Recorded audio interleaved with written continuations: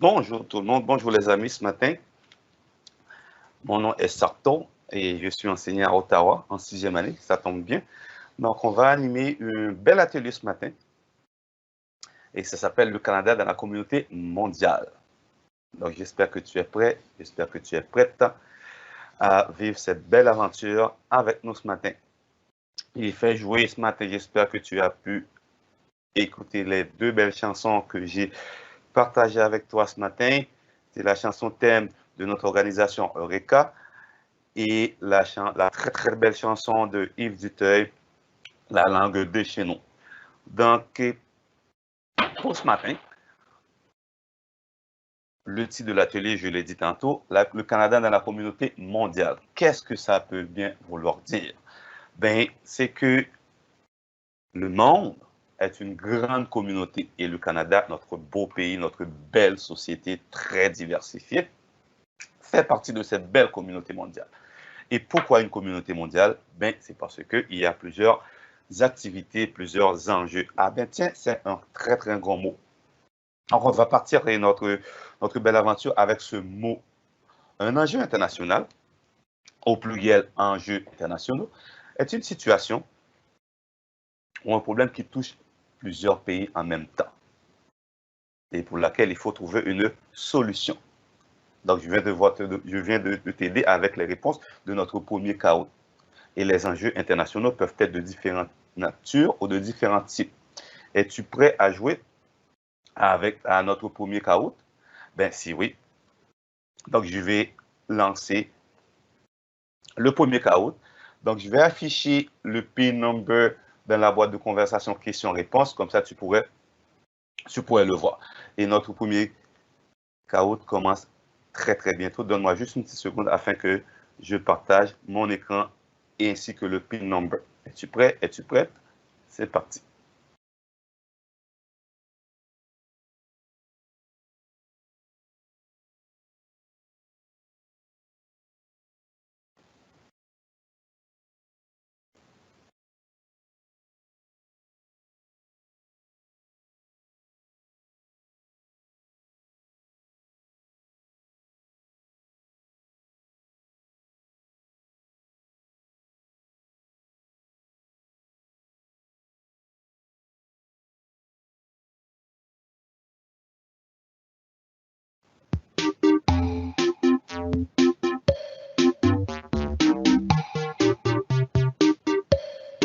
Donc, le PIN number est affiché à l'écran.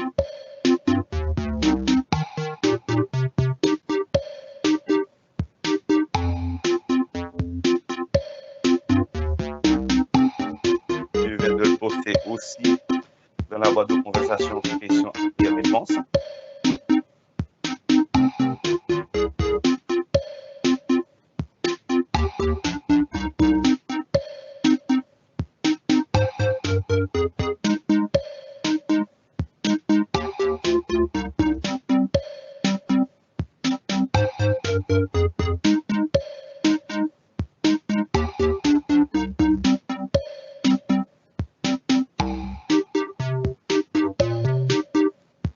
Donc, le numéro du PIN number est le 19167.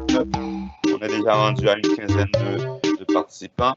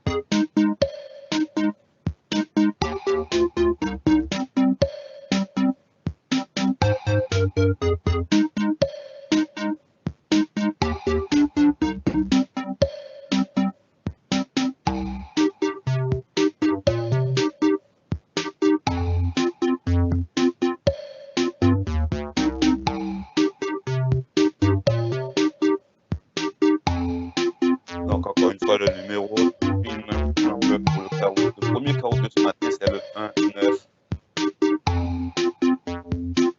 1, 6, 7, 9, qui est affiché à ton écran et je l'ai aussi écrit dans la boîte de conversation.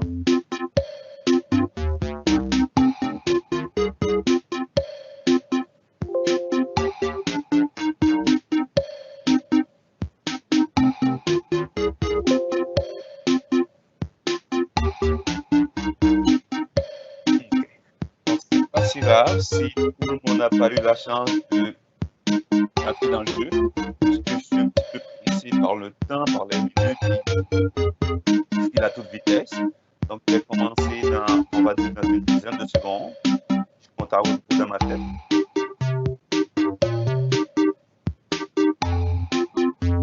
Donc, à 5, 4, 3, 2, 1 et 0. Première petite question pour ce matin. D'après toi, que signifie le mot enjeu? C'est ce que j'ai dit au début. Est-ce que le mot n'existe pas? Est-ce que cela veut dire on commence un jeu? Ou c'est une situation avec un risque? Ou un petit jeu entre amis à l'école? Il y a 47 secondes. Est-ce que le mot n'existe pas? Est-ce que cela veut dire on commence un jeu? Ou c'est une situation avec un risque? Et dernière possibilité de réponse, est-ce que c'est un petit jeu entre amis à l'école? Je laisse encore 30 secondes. Tu as la réponse rouge, le mot n'existe pas. Est-ce que cela veut dire qu'on commence un jeu? Est-ce que c'est une situation avec un risque? Ou c'est un petit jeu entre amis à l'école? Encore 10 secondes.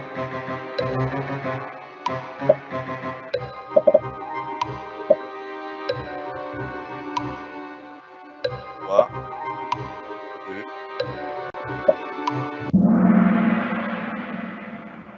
Tu as tout à fait raison, les amis qui ont dit c'est une situation avec un risque. Oui, un enjeu, c'est une situation avec un risque. C'est-à-dire, on n'est jamais sûr si ça va bien se passer ou si ça va mal se passer. Deuxième question pour le même chaos. Et je pense que je vais te donner un petit peu la réponse à la prochaine question. C'est à peu près la même question. Donc, qu'est-ce que ça veut dire le mot enjeu? Mais j'ai donné d'autres possibilités de réponse, d'autres choix de réponse. Es-tu prêt?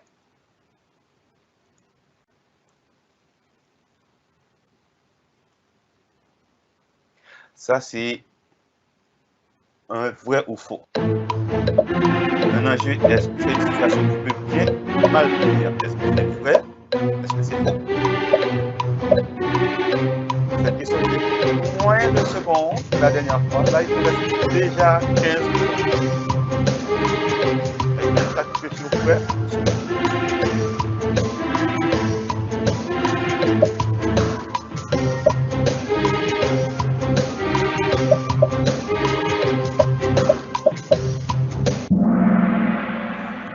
En effet, c'est une situation qui peut bien ou qui peut mal finir un enjeu.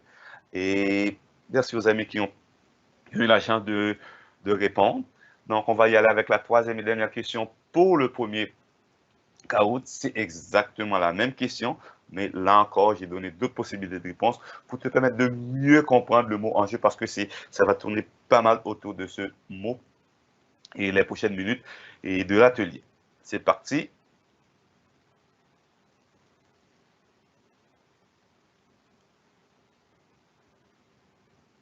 Que signifie le mot enjeu? C'est encore la même question.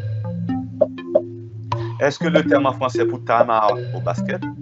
Est-ce que ça veut dire les playoffs au hockey? Est-ce que ça veut dire que tout va bien? Eh bien, tiens, je te donne un indice en anglais. Est-ce que c'est le terme pour dire issue en anglais? Est-ce que c'est le terme en français pour time out au basket? Est-ce que ça veut dire les playoffs au hockey? Ou est-ce que ça veut dire tout simplement que tout va bien? C'est le terme en anglais pour dire issue. Est-ce qu'il reste à peu près une vingtaine de secondes?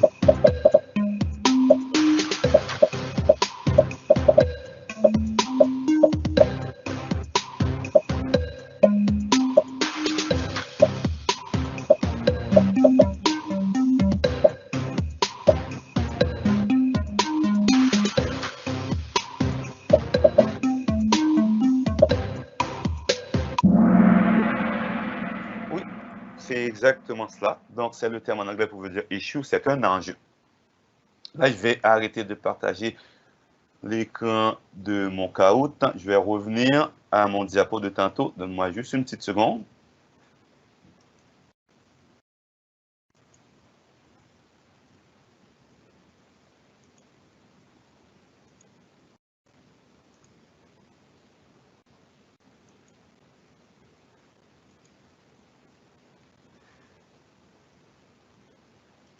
OK, donc c'est parfait. Donc, comme je te le disais au début, un enjeu, c'est une situation avec un risque, c'est un problème. Parce qu'on ne sait jamais si ça va bien finir ou si ça va mal finir. Qui touche plusieurs pays. Quand c'est international, ça veut dire que ça touche plusieurs pays en même temps. Et pour laquelle il faut trouver une solution. Parce qu'un enjeu, pour que ça soit, pour que tu t'assures que ça termine bien, il faut que tu trouves une solution. Eh bien, les enjeux internationaux peuvent être de nature différente ou de différents types. Il peut y avoir d'abord un enjeu climatique. Le réchauffement planétaire, par exemple, c'est un enjeu climatique. Et ça peut avoir plusieurs conséquences. Par exemple, une catastrophe naturelle comme un tsunami, eh bien, c'est une conséquence du réchauffement de la planète. Parce qu'avant, il n'y avait pas autant de tsunamis qu'à présent.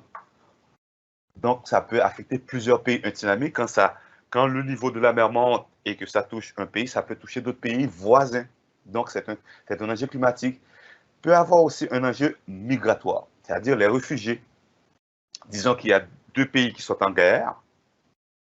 Eh bien, les populations civiles, c'est-à-dire les personnes qui ne sont pas des militaires, peuvent se réfugier dans un pays, un troisième pays, qui n'est pas en guerre avec les deux premiers. Donc, on appelle ça des réfugiés, c'est-à-dire des personnes qui quittent leur pays parce qu'il y a une situation problématique, c'est-à-dire un problème dans leur pays, et ils vont se réfugier dans un autre pays. Et ça fait, c'est un enjeu migratoire. Migratoire veut dire des personnes qui sont en train de quitter leur place pour aller se réfugier dans une autre place. Donc, on utilise le mot réfugié pour ces personnes-là, mais le mouvement s'appelle la migration. Donc, c'est un enjeu migratoire. Et le Canada, c'est un pays qui accueille beaucoup de réfugiés. Pourquoi? Parce que le Canada est un pays en paix, est un pays, on va dire, safe. Donc, plusieurs personnes quittent leur pays pour plusieurs raisons et pour se réfugier au Canada. Donc, c'est un enjeu migratoire parce que ces personnes-là qui viennent de d'autres pays s'installent dans un autre pays qui est le Canada. Donc, ça fait c'est un enjeu international, c'est un enjeu migratoire.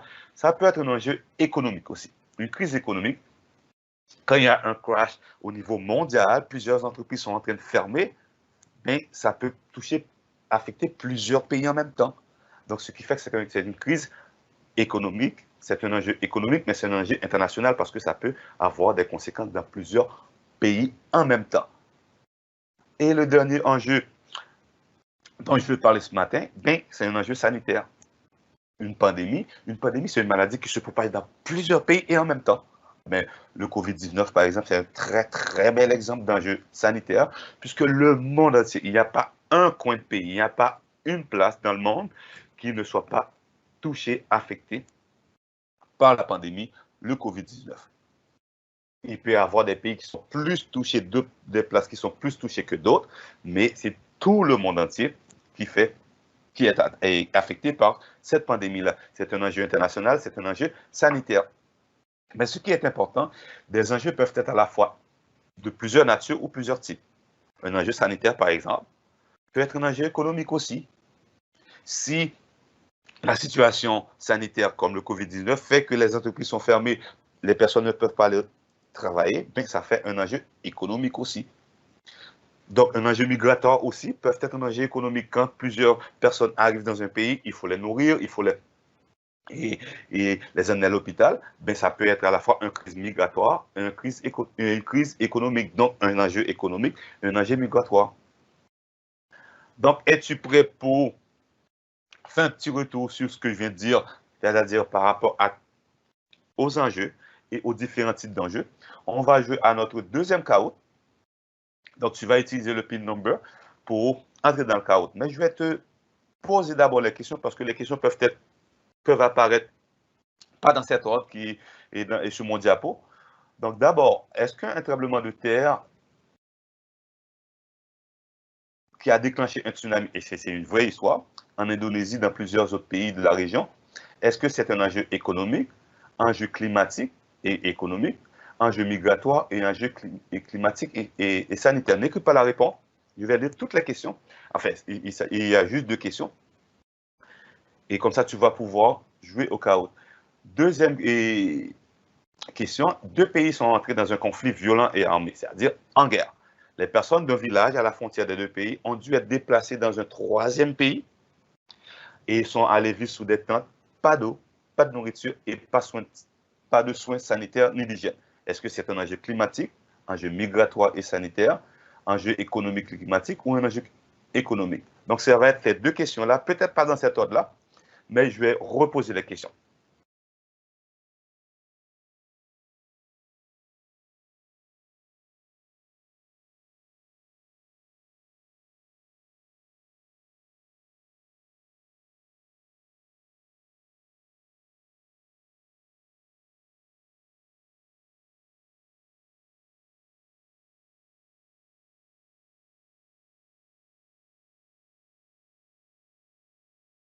OK, je vais partager mon écran de Kahoot.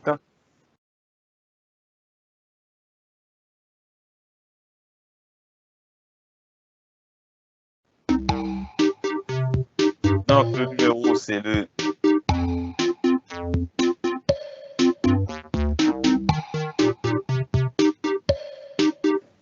7-2-4-6-2-3.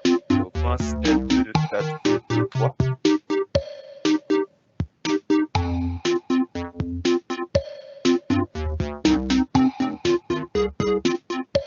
Donc, le numéro de Premium Best, c'est le 7-2-4-6-2-3.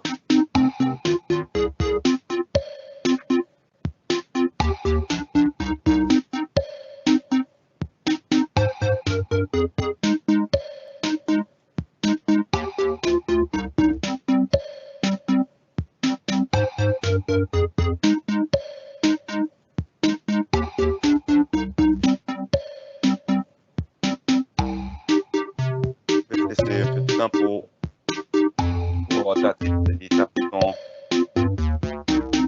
number et ton nom.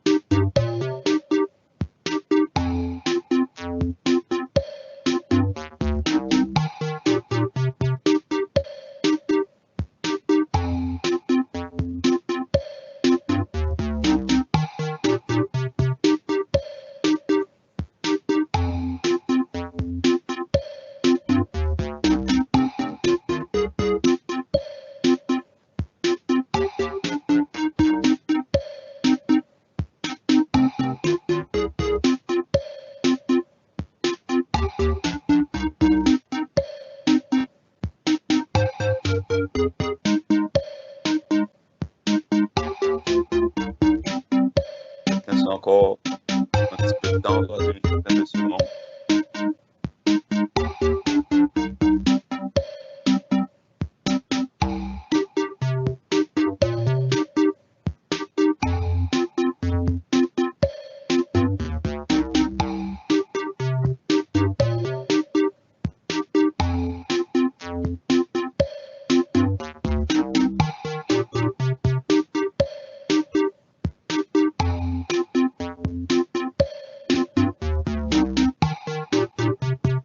OK, on va laisser un petit 10 secondes.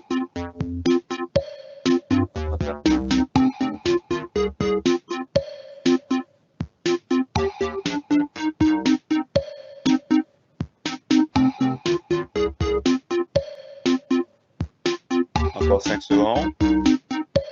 4, 3, 2, 1, 0. C'est parti.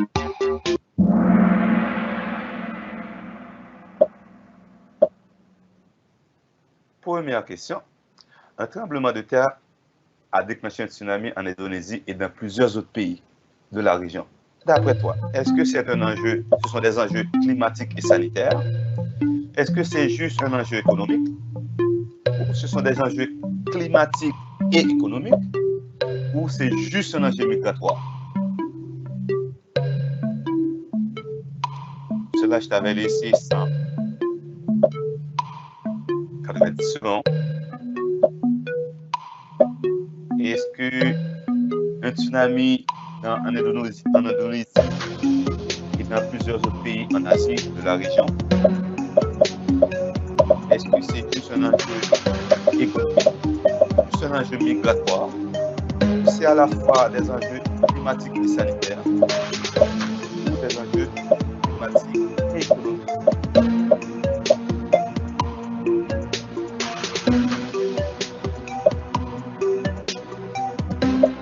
Encore 30 secondes. Est-ce que c'est juste un enjeu économique?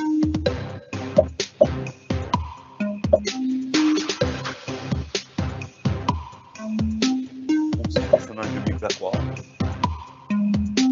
C'est des enjeux migratoires et climatiques et sanitaires, ou c'est des enjeux climatiques et économiques?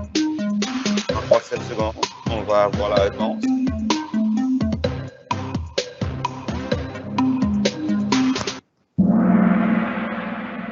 En fait, c'est des enjeux climatiques et sanitaires. Pourquoi climatiques? Parce que le tsunami, c'est arrivé parce qu'il y a le réchauffement sanitaire, et c'est un enjeu sanitaire parce que quand il y a un tsunami, il y a plein de choses qui passent, il y a des bébés qui vont se développer, il y a des personnes qui vont être malades. Donc, ce sont des enjeux à la fois climatiques et sanitaires. Deuxième question. Sarto, Oui.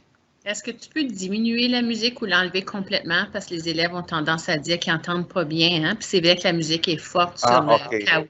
OK. Je vais enlever la musique. OK, c'est bon. Merci.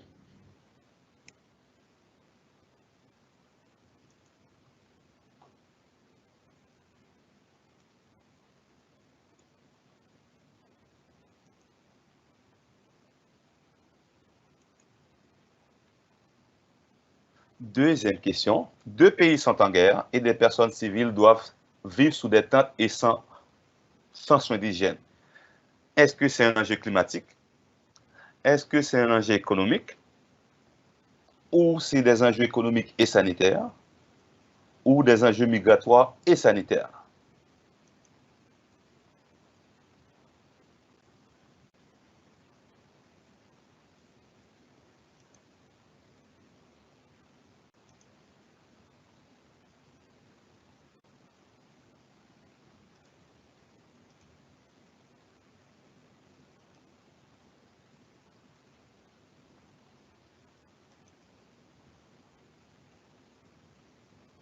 Donc, tu as encore à peu près 45 secondes. Est-ce que c'est un enjeu climatique, enjeu économique, enjeu économique et sanitaire, ou bien enjeu migratoire et sanitaire? Rappelle-toi, deux pays sont en guerre et des personnes civiles sont allées vivre sous des tentes sans soins d'hygiène dans un autre pays.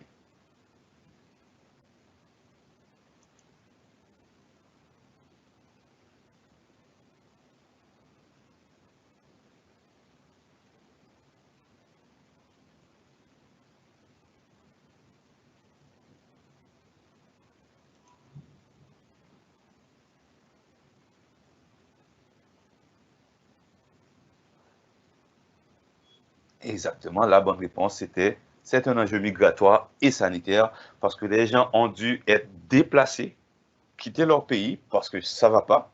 Et ensuite, ils sont allés vivre sous des tentes, pas de soins d'hygiène, pas de nourriture, donc ils vont tomber malades. Donc, c'est à la fois un enjeu migratoire et un enjeu sanitaire.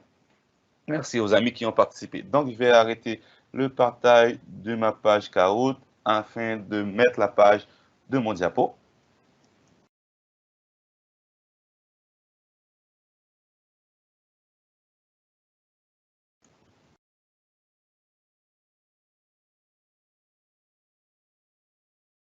Voilà, c'est fait. Donc, c'était les deux questions pour le deuxième Kahoot. On va enchaîner tout de suite avec un troisième Kahoot. Cette fois-ci, on va identifier si c'est un enjeu international ou pas. Parce que, comme je te dis, pour que ce soit un enjeu international, il faut que ça touche plusieurs pays en même temps ou plusieurs personnes de plusieurs pays. Donc, on va jouer au troisième chaos. Pour ce troisième chaos, il y a au moins 4 questions. Mais je vais lire les questions qui ne vont pas peut-être apparaître dans cet ordre sur le chaos, mais comme ça, tu vas pouvoir avoir une idée de la question qui vont être posées. D'abord, le taux de chômage, c'est-à-dire le nombre de personnes qui ne travaillent pas, vient d'augmenter au Canada. Et c'était vrai durant la période de la pandémie. Et le premier ministre canadien, on va dire, Monsieur l'Excellence, Son Excellence, Monsieur Justin Trudeau, annonce des mesures pour régler le problème. D'après toi, est-ce que c'est un enjeu international? Si c'est oui, tu vas taper vrai. Si c'est faux, si c'est non, tu vas taper faux. Deuxième question, des pêcheurs européens pêchent illégalement dans les eaux proches du Canada. Est-ce que c'est un enjeu international ou pas? Troisième question, après l'hiver de 2017, plusieurs régions du Québec et de l'Ontario, et c'est vrai, ont été frappées par de grandes inondations. C'est-à-dire, plusieurs maisons ont été inondées par la fonte des neiges. Plusieurs rivières sont sorties de leur lit, c'est-à-dire de là où elles coulaient. Est-ce que d'après toi, c'est un enjeu international ou pas? Et quatrième question, des migrants africains, ce qui est déjà arrivé, arrivent illégalement en Italie par bateau et ne sont pas autorisés à entrer au pays. D'après toi, est-ce que c'est un enjeu international, vrai ou faux? Donc, on va partir avec les questions qui ne pourra peut-être pas apparaître dans cet ordre-là. Je vais arrêter le partage de mon diapo et je vais lancer mon troisième carreau de la journée.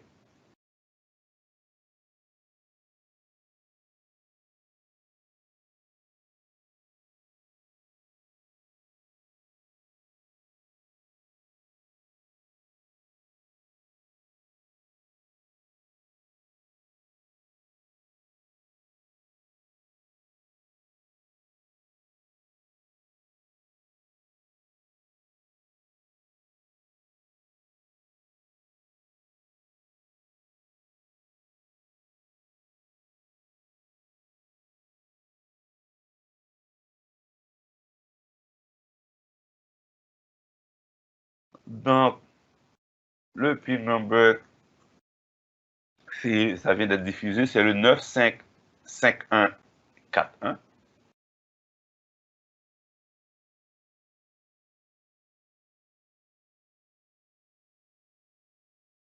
955141.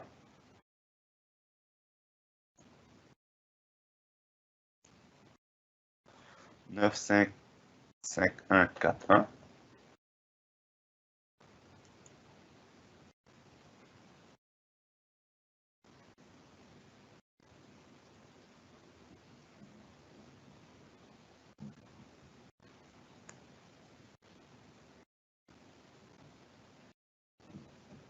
Donc, je pense que, rappelle-toi les 4 questions que j'ai lues tantôt pour toi.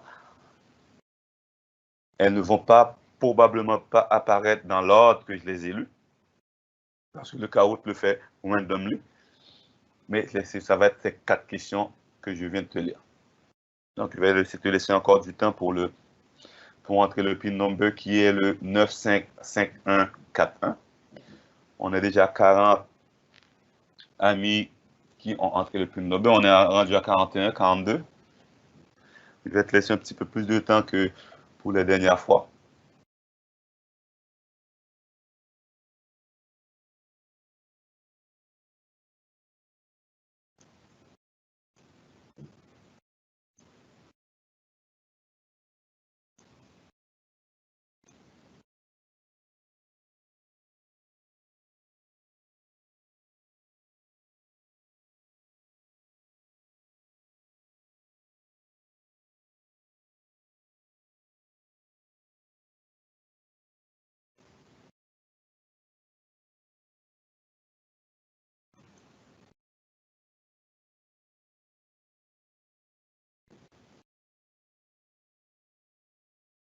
On est rendu à 50 participants et amis qui ont déjà entré le PIN number. Donc, te laisser encore, on va dire, un petit 20 secondes.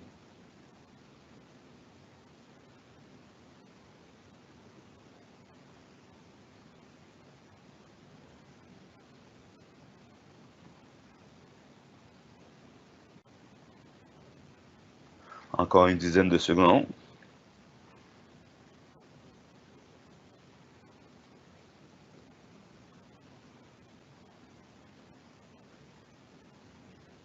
Ok, j'espère que tu es prêt et que tu es prête. C'est parti.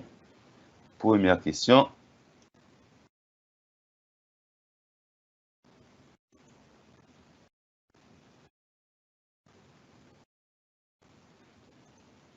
Le taux de chômage augmente au Canada. D'après toi, est-ce que c'est un enjeu international? Ou si c'est faux, tu tapes sur la question, sur faux. Si ce n'est pas un enjeu international, le taux de chômage augmente au Canada. Le premier ministre canadien va prendre des mesures pour régler le problème. Est-ce que c'est un enjeu international ou pas?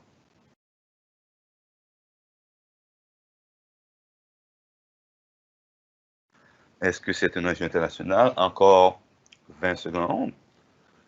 Si c'est un enjeu international, tu cliques sur vrai. Si c'est un enjeu, si ce n'est pas un enjeu international, tu cliques sur faux. Encore 8 secondes.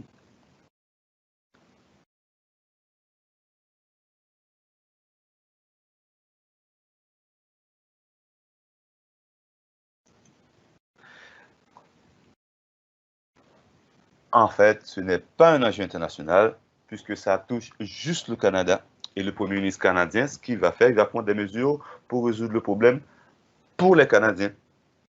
C'est un enjeu, mais ce n'est pas un enjeu international. Deuxième question.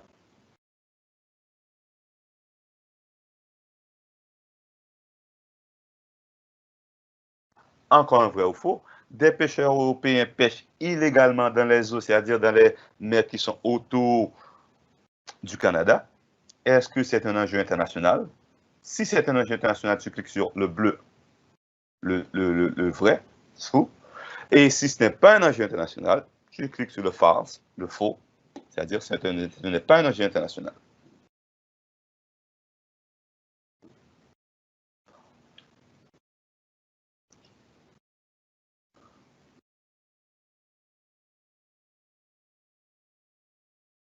Des pêcheurs européens pêchent illégalement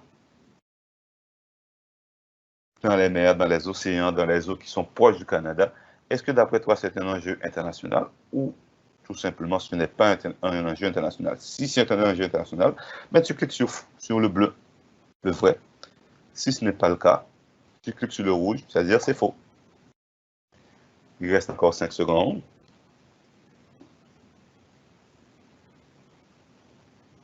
Oui, c'est un enjeu international parce que des pêcheurs européens, c'est-à-dire de d'autres pays, viennent jusqu'au Canada. Ils ont traversé l'Atlantique jusqu'au Canada pour pêcher dans des eaux sans en avoir l'autorisation. C'est un enjeu international parce qu'il faut que ça soit résolu. Parce que les personnes qui viennent pêcher, ce sont des personnes qui n'ont pas la nationalité ni la citoyenneté canadienne.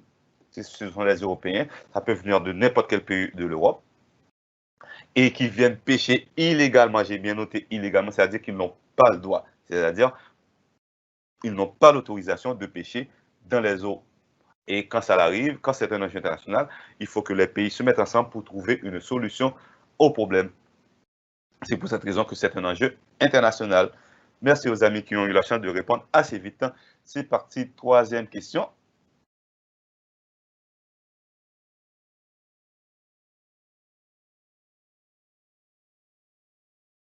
Des migrants africains arrivent illégalement en Italie, mais sauf qu'ils n'ont pas le droit d'entrer en Italie puisqu'ils n'ont qu'un papier, ils n'ont pas de passeport, pas de visa, pas de citoyenneté. Donc, est-ce que c'est un enjeu international ou pas? Donc, des migrants africains arrivent illégalement en Italie et ce n'est pas quelque chose que monsieur a inventé, c'est des choses qui arrivent. Et même actuellement, même pendant la période de la pandémie, il y a des situations comme ça où des bateaux avec des migrants africains arrivent en Italie.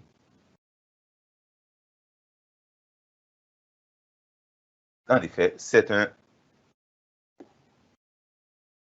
enjeu international Parce qu'il faut résoudre le problème, parce que c'est un problème. L'Italie doit les accueillir, mais comment, puisqu'ils n'ont pas de papier? Donc, les pays africains d'où viennent ces pays et ces migrants-là, et l'Italie, qui est le pays d'accueil, doivent trouver une solution pour bien accueillir, installer ces migrants qui arrivent de d'autres pays pour une raison ou pour une autre. Des fois, c'est des problèmes économiques, des fois, c'est la guerre, des fois, c'est la persécution politique, c'est-à-dire qu'ils ne sont pas bien dans leur pays, donc ils s'en vont en Europe. Et vu que l'Italie est assez proche de l'Afrique, donc la plupart d'entre eux arrivent en Italie. Prochaine question. C'est encore un vrai ou faux. En 2017, et c'est vrai, il y a eu une inondation au Québec et en Ontario. De grosses inondations. Est-ce que c'est un enjeu international? C'est un problème puisque les maisons sont inondées. Il y a de l'eau partout.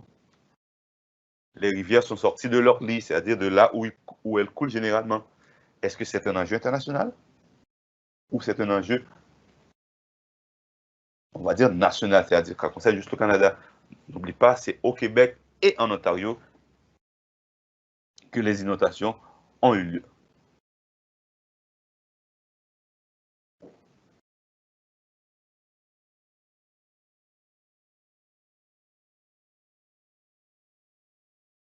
L'inondation au Québec et en Ontario en 2017, est-ce que c'est un enjeu international ou pas?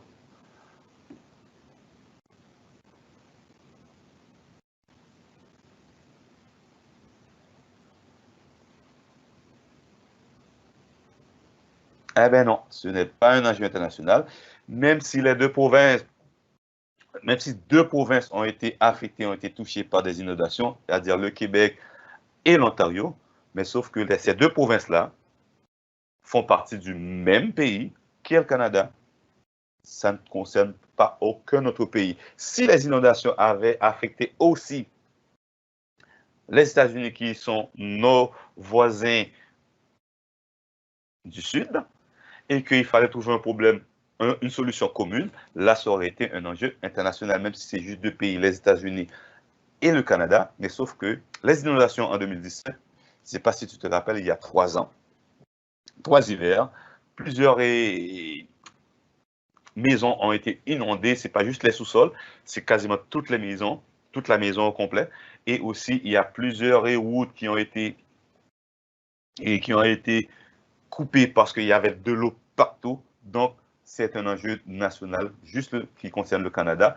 Et c'est un problème qui avait réuni des gens du Québec et de l'Ontario pour trouver une solution. Il y avait eu des militaires qui ont été rappelés en renfort pour mettre des sacs de sable afin d'éviter que les rues soient complètement inondées et bloquées.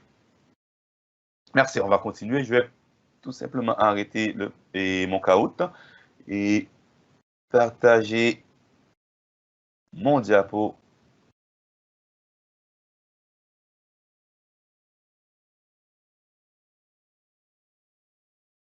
C'est fait.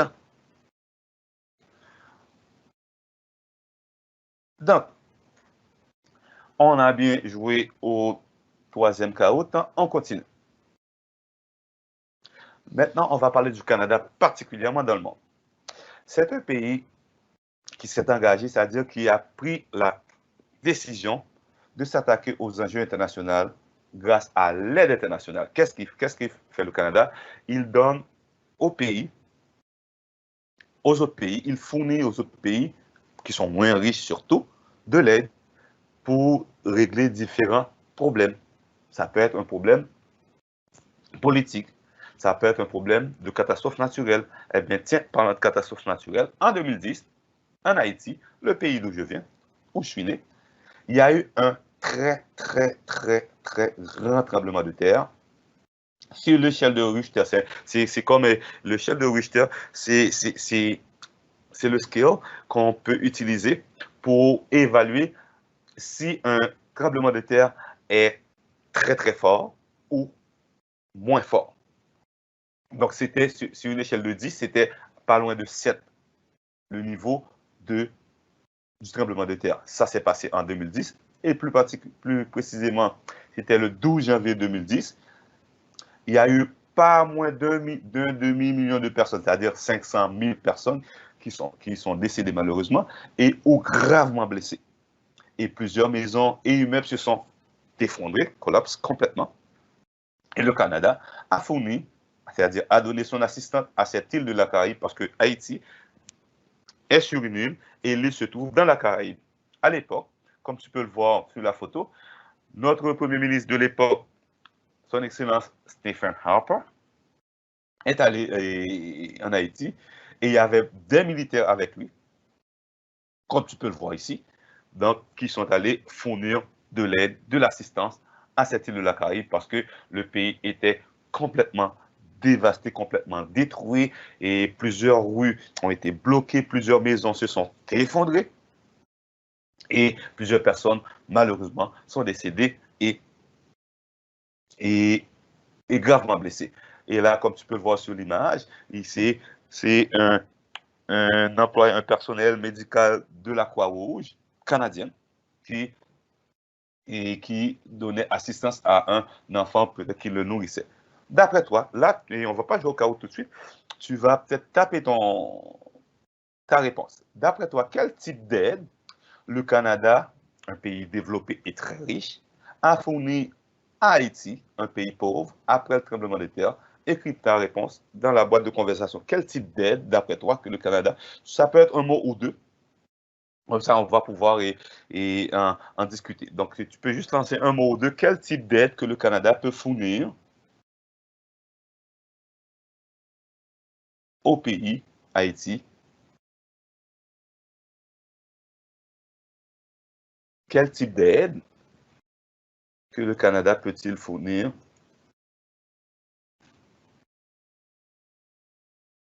Donc, tu peux utiliser la boîte de conversation questions-réponses pour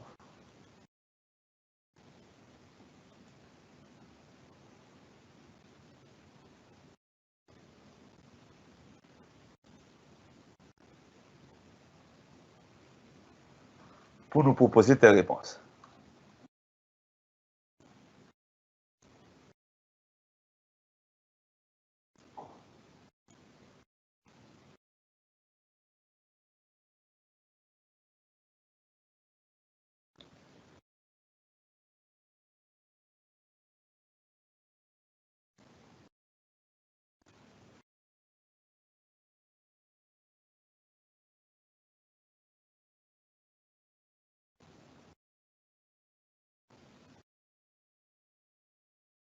Les soins médicaux, oui. Nourrir les bébés, oui.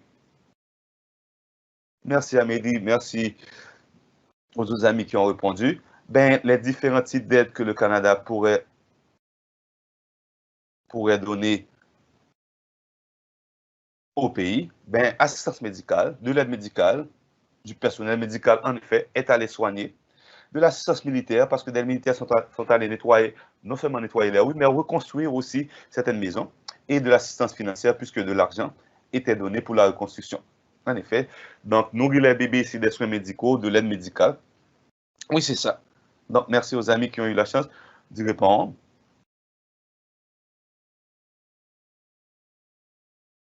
On continue. On va parler maintenant des organisations internationales. Les organisations internationales et la coopération internationale. Une organisation, c'est un regroupement de plusieurs pays qui décident de coopérer, c'est-à-dire travailler en équipe, afin de trouver des solutions à différents problèmes, d'aider différentes catégories de personnes, de prévenir et d'empêcher des conflits entre pays. C'est comme à l'école, c'est comme en classe. Quand toi et tes amis, vous décidez de vous mettre ensemble pour travailler sur un projet, ça peut être en sciences, en études sociales, c'est une organisation, on parle aussi de travail en équipe, mais c'est une organisation aussi parce qu'il y a plusieurs personnes qui se réunissent pour travailler sur un projet. Eh bien, l'organisation internationale, c'est la même chose. Au lieu, c'est juste des personnes, mais ce sont des pays qui coopèrent, ça veut dire travailler en équipe pour trouver une solution pour se lancer dans un projet. C'est comme à l'école. Sauf qu'à l'école, vous travaillez peut-être des fois en diade, c'est-à-dire juste 2 personnes, 3 personnes, 4 personnes. Ça dépend sur un projet. Ça peut être un méga projet, ça peut être un petit projet aussi. Des fois, vous avez votre plan de travail Des fois, c'est vous qui devez élaborer votre plan de travail. Des fois, c'est l'enseignante ou l'enseignant qui te donne un plan de travail. Mais toujours, vous vous mettez en équipe pour travailler sur un projet ou résoudre un problème et proposer des solutions. Eh bien, c'est pareil au niveau international, c'est-à-dire au niveau des pays. Les pays se mettent ensemble pour trouver une solution, pour proposer un projet, pour empêcher qu'un problème arrive. Ben, savais-tu que la plus grande organisation internationale, c'est l'ONU. ONU, c'est UN en anglais, United Nations, mais en français, c'est ONU, Organisation des Nations Unies. Elle a une mission principale, qui est de maintenir la paix et la sécurité dans le monde. Et ils ont un drapeau avec un logo. On va décrire ce drapeau, le symbole, le drapeau de l'ONU. Déjà, c'est sur fond bleu, comme tu peux le voir ici. Il y a les rameaux d'olivier, c'est-à-dire les branches qui sont autour de la map monde qui est dans le milieu. Le fond, c'est de couleur bleue et le dessin, c'est de couleur blanche. Donc, quand tu vois ce symbole, ça veut dire que ce sont le personnel, ça peut être militaire ou le personnel civil, c'est-à-dire les gens qui n'ont pas d'armes, de l'ONU. Donc, il y a le fond bleu pâle, il y a les rameaux d'olivier autour d'une map monde et le dessin, c'est de couleur blanche. Eh bien, tiens, je vais te laisser deviner à quoi correspond chacun des éléments du logo. Le fond de couleur bleue, le dessin de couleur blanche, les rameaux d'olivier autour de la map monde et la map monde. Donc, notre premier caout, notre prochain caout, je vais arrêter le partage et je vais afficher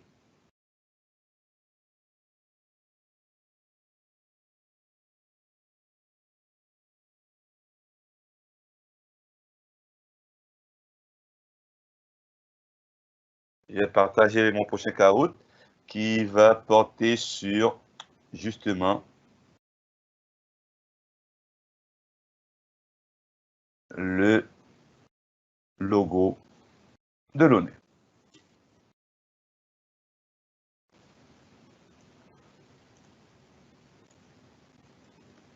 Donc,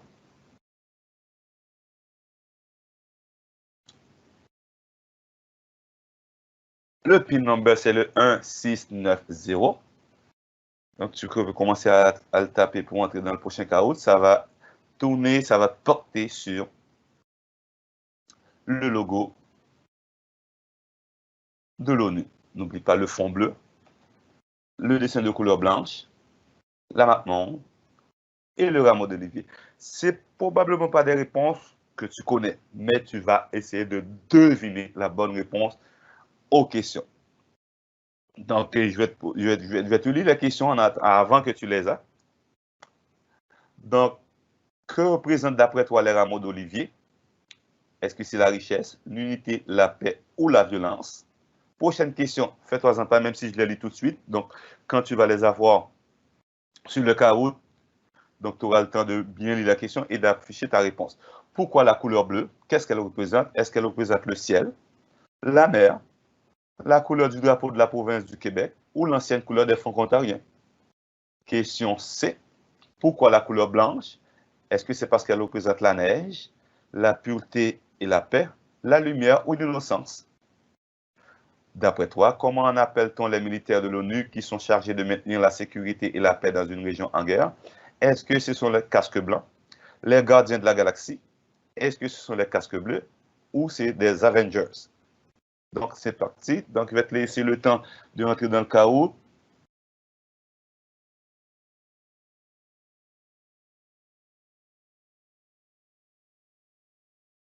Donc, n'oublie pas, le PIN number, c'est le 1690.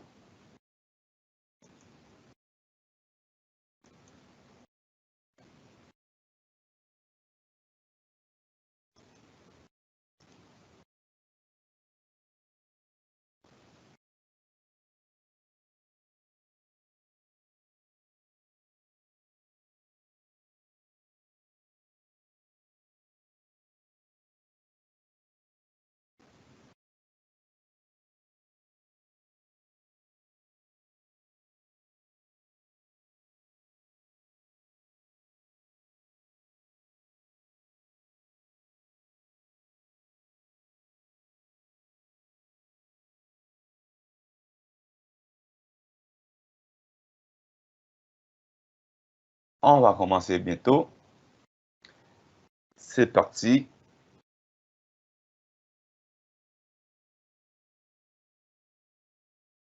OK, c'est parti. Première question.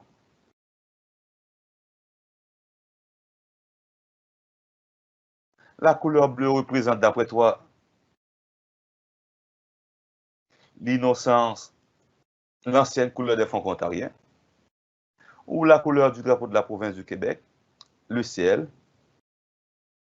ou bien la mer? D'après toi, quelle est la bonne réponse? Pourquoi l'ONU a choisi la couleur bleue comme fond de leur drapeau, de leur logo, de leur symbole, de leur emblème?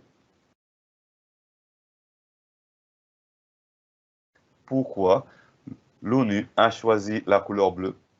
Est-ce que c'est parce que c'est l'ancienne couleur des Franco-Ontariens, ou est-ce que c'est la couleur du drapeau de la province du Québec, ou c'est parce qu'ils voulaient représenter le ciel, ou ils voulaient représenter la mer? D'après toi, tu as encore 13 secondes pour taper ta réponse. La réponse rouge, bleue, orange ou verte.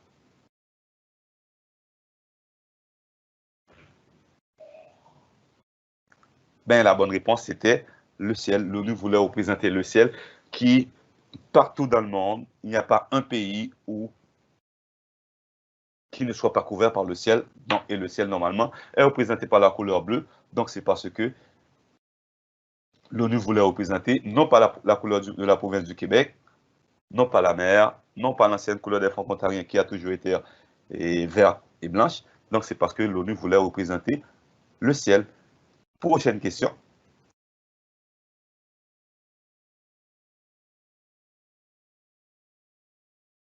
La couleur blanche. Pourquoi la couleur blanche d'après toi? Est-ce que ça représente la pureté et la paix? Est-ce que l'ONU voulait représenter la neige? Ou est-ce que l'ONU voulait représenter l'innocence ou bien la lumière? C'est l'une de ces quatre réponses. Je te le dis tout de suite, moi-même j'ai fait des recherches, je n'aurais pas pu trouver la réponse juste comme cela.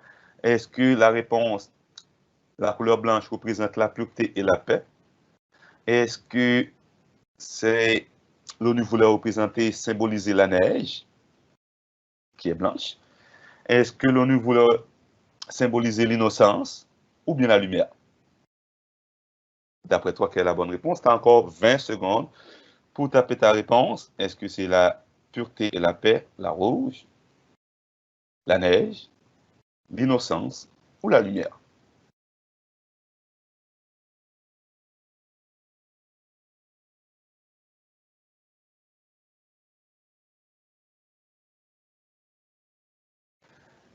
En effet, c'était pour représenter la pureté et la paix, et non pas la neige. Ça aurait pu être ça, mais je pense pas tout à fait, puisque la neige, il n'y en a pas partout dans le monde. Ça aurait pu être l'innocence ou la lumière. Je suis d'accord avec ceux qui ont répondu l'innocence ou la lumière, mais la bonne réponse était la pureté et la paix. Prochaine question.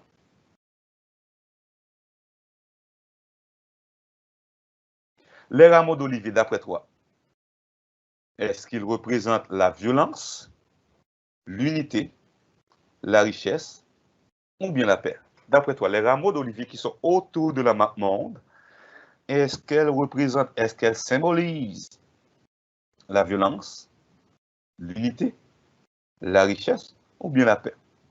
Tu as encore 35 secondes pour taper ta bonne réponse. La réponse rouge qui est la violence, la réponse bleue qui est l'unité, la réponse orange, on va dire, qui est la richesse, ou la réponse verte qui est la paix. D'après toi, l'ONU, n'oublie pas, c'est la plus grande organisation internationale dans le monde.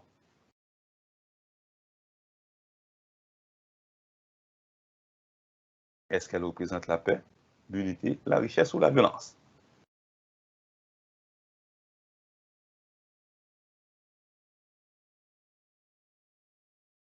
Ben, c'est parce qu'elle représente la paix. Pour ceux qui ont tapé sur la réponse bleue, l'unité, moi, j'aurais tendance à le dire aussi, mais d'après les recherches que j'ai faites, l'ONU voulait symboliser la paix. Ça aurait pu être l'unité, puisque c'est une organisation qui veut que tout le monde soit en paix conforme l'unité, mais ce n'était pas l'unité. Pour la violence, je ne penserais pas que l'ONU utiliserait une couleur et un symbole pour représenter la violence, puisque l'ONU combat la violence justement entre les pays. Donc la bonne réponse, la richesse, ça aurait pu être ça, mais et le but de l'ONU, c'est pas pour que les pays soient, tous les pays soient riches, mais pour que les pays vivent en paix. Prochaine question. Et c'est la dernière. D'après toi, quel est le nom des militaires de l'ONU? Est-ce que ce sont des casques bleus? Réponse rouge. Ou c'est des casques blancs? Réponse bleue. Ou c'est les gardiens de la galaxie? Ou c'est des Avengers? Pour la dernière possibilité de réponse, la verte. Quel est le nom des militaires de l'ONU? Parce que l'ONU a un corps militaire, c'est-à-dire il y a des militaires qui sont là pour aller s'interposer entre les pays qui sont entre des pays qui sont en guerre, et ces militaires ont un nom qu'on va découvrir tantôt.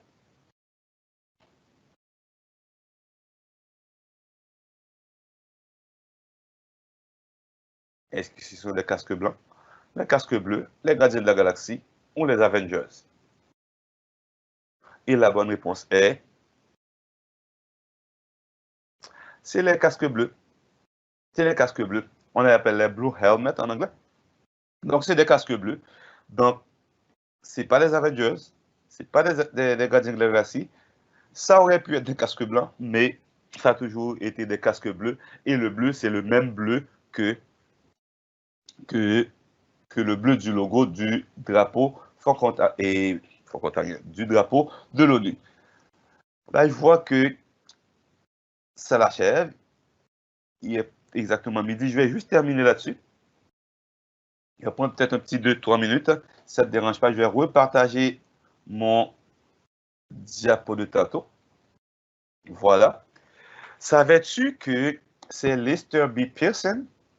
C'est un ancien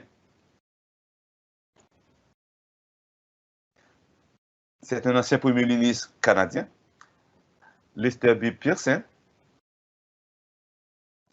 qui a proposé que l'ONU crée une armée de la paix qu'on nommera les casques bleus. C'est Lester B. Pearson, c'était dans les années 60-70, quand il était Premier ministre. Il y avait une grande réunion où plusieurs présidents et chefs d'État, des premiers ministres qui ont participé. Et Lester B. Pearson, c'est le nom de l'aéroport international de Toronto.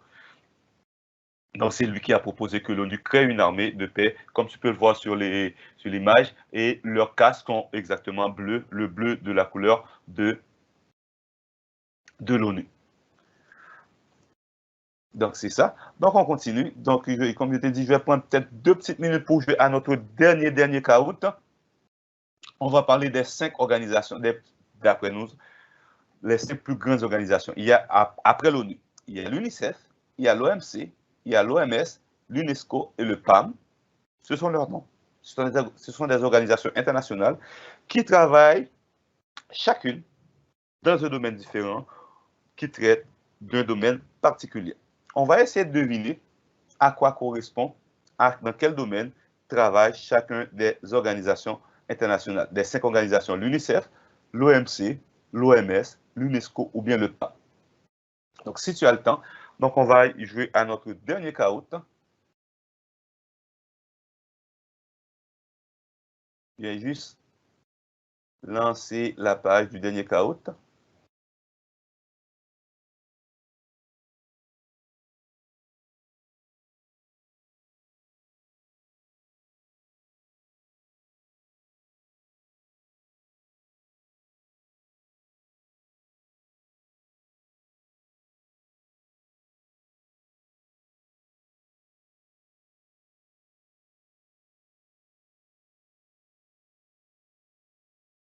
Voilà, c'est fait.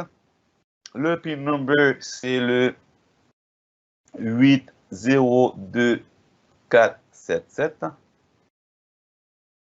802477.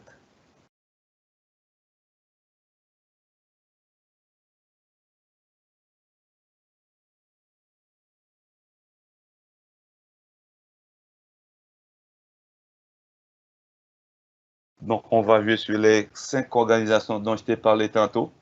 On va essayer d'associer à chacune de ces organisations le domaine dans lequel ils travaillent.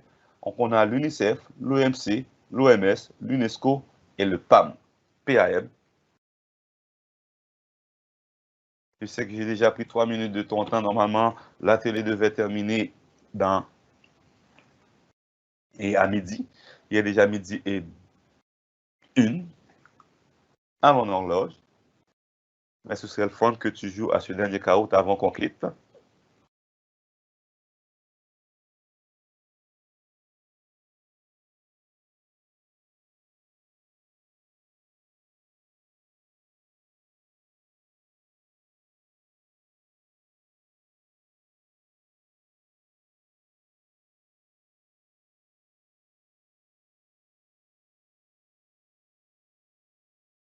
Je vais le lancer bientôt.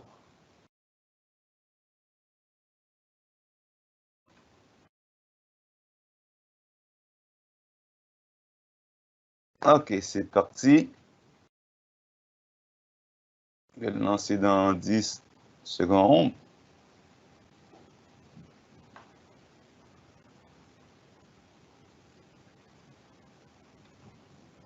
Dans 5 secondes.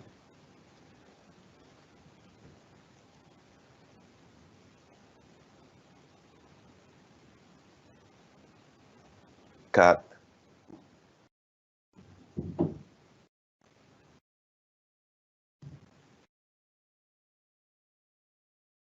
Je vois encore qu'il y a des amis qui sont en train de se brancher, donc je vais peut-être vous laisser encore quelques petites secondes.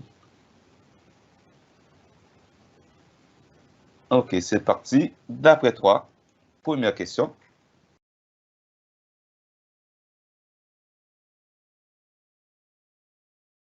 L'OMS, c'est l'Organisation mondiale, d'après toi, de la société, de la sincérité, de la santé ou bien du soccer. D'après toi, l'OMS, est-ce que c'est l'Organisation mondiale de la société, de la sincérité, de la santé ou du soccer? D'après toi, l'OMS, est-ce que c'est l'Organisation mondiale de la société, de la sincérité, de la santé ou du soccer?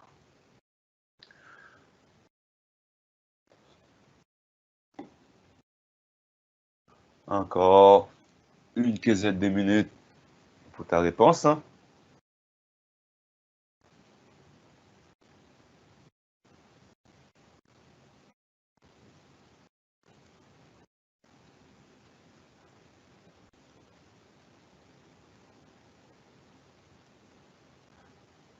Donc, c'est l'Organisation mondiale de la santé et on entend souvent parler de cette organisation parce que, à cause de la pandémie. Prochaine question. Le PAM, d'après toi, est-ce que c'est l'Organisation mondiale pour l'aventure, l'argent, pour tous les jeux vidéo ou pour l'alimentation? Est-ce que c'est l'Organisation mondiale pour l'aventure, pour l'argent ou pour tous les jeux vidéo? Ou c'est l'Organisation mondiale pour l'alimentation?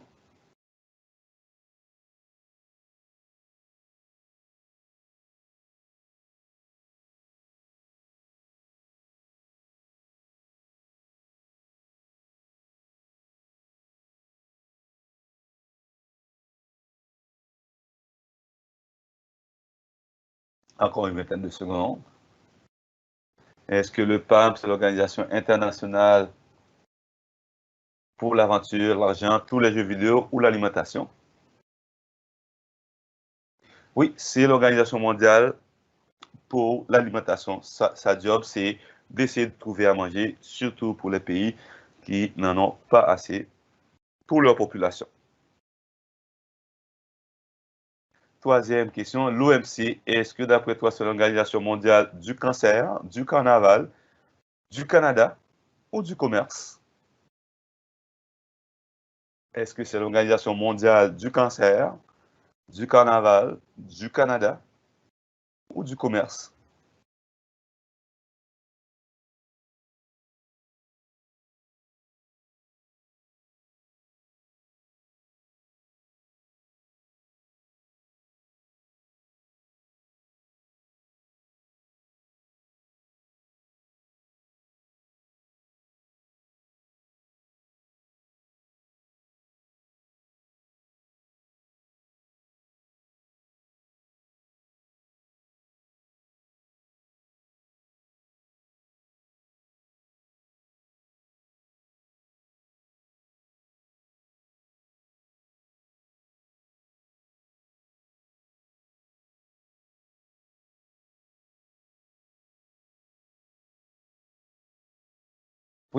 En effet, c'est l'Organisation mondiale du commerce. Prochaine question. On termine là-dessus. Je suis désolé pour le délai de retard. L'UNESCO, d'après toi, est-ce que c'est pour la science, la culture et l'éducation, pour l'économie, pour l'environnement ou pour le commerce? Est-ce que l'UNESCO, c'est pour la science, la culture et l'éducation, ou c'est pour l'économie, ou c'est pour l'environnement, ou, dernière possibilité de répondre, ou c'est pour le commerce?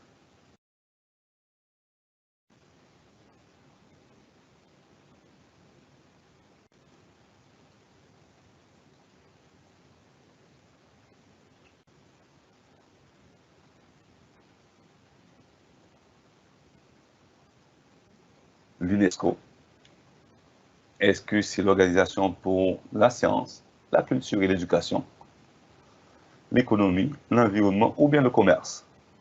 Il reste encore 5 secondes. Ensuite, on passe tout de suite à notre dernière question et ça va être la fin. Je vais aussi te demander... Oui, en effet, c'est pour la science, la culture et l'éducation. Merci aux amis qui ont eu la chance de répondre. Et dernière question de notre dernier caout. L'UNICEF, d'après toi, est-ce que c'est l'Organisation mondiale pour l'enfance, pour l'économie, pour Fortnite ou pour le football? L'UNICEF, est-ce que c'est pour l'enfance, pour l'économie, pour Fortnite ou c'est pour le football?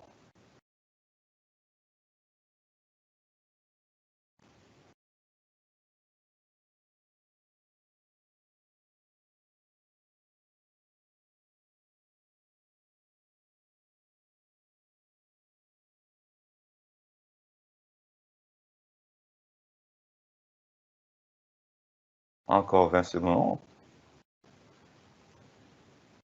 Est-ce que c'est pour l'enfance, l'économie, pour Fortnite ou bien c'est pour le football? Encore 5 secondes.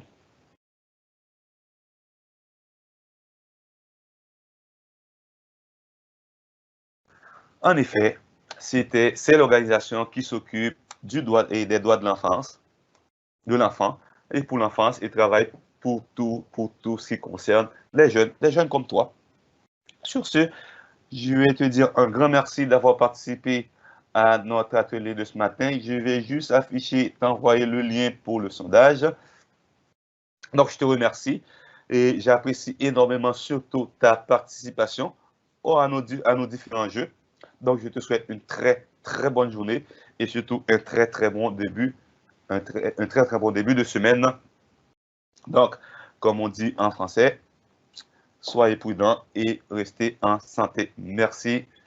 Salut les amis et à bientôt, j'espère.